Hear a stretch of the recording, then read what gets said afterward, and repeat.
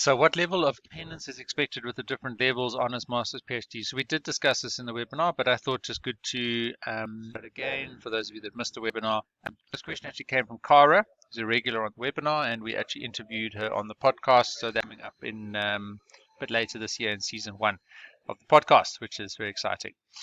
So as I said to everyone that joined the webinar, start acquiring knowledge when you go to school.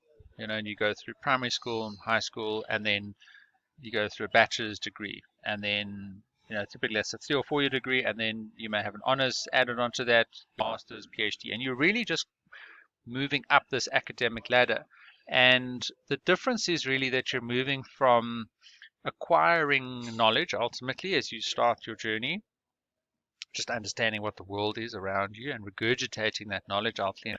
A lot of that thinking is now changing. If you look at education systems around, focused on acquiring and retaining and repeating information. And then as you move into, I would say, at an undergraduate level, some of that is still true, although there's a lot more application, there's a lot more problem solving, lateral thinking that starts to come in there.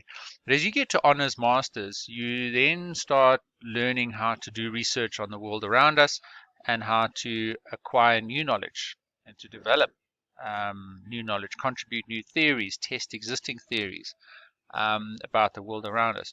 So you start learning how to develop new knowledge for humanity.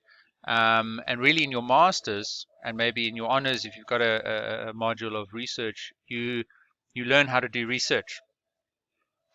And then in your PhD, you apply that knowledge of how you've learned to do it in actually developing new knowledge. And that's why the requirements and the sort of threshold of getting through a PhD is so high, because PhD internationally recognized, globally recognized as genuinely contributing new knowledge to humanity. And it is primary research whereby research has gone out in the field, not relied too much on other studies, and done the hard work themselves, to either test or develop theories. So the level of independence that is expected is going to increase, because the institution, your supervisors, etc., people funding your research, etc., is going to be placing increasing levels of reliance on you to self-manage, and increasing reliance on you to be an independent researcher, and for you to be an independent thinker.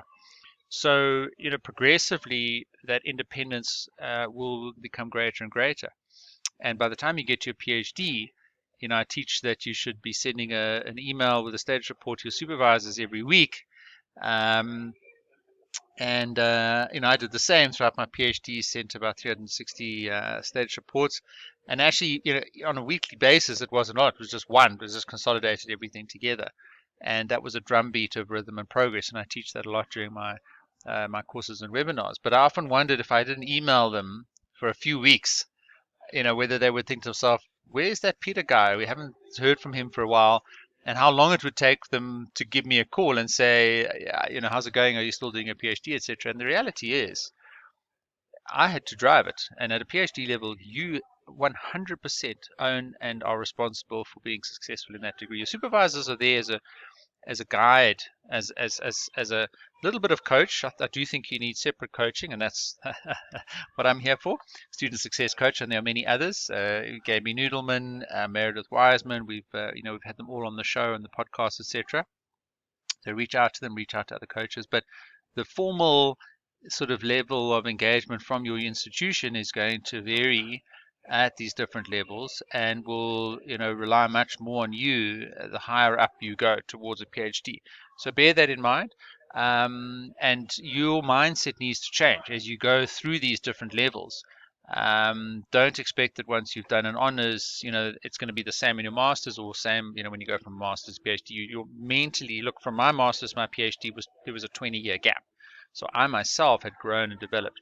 If you finish a master's and you go straight into PhD, you have to have a mindset change. Look, drop me a note. We can have a 30-minute coaching call, and I offer those for free if you want to have a chat about this. But that mindset change has to be quite specific as you go from a master's to your PhD, where your PhD and then on into postdoc and maybe a second PhD, etc.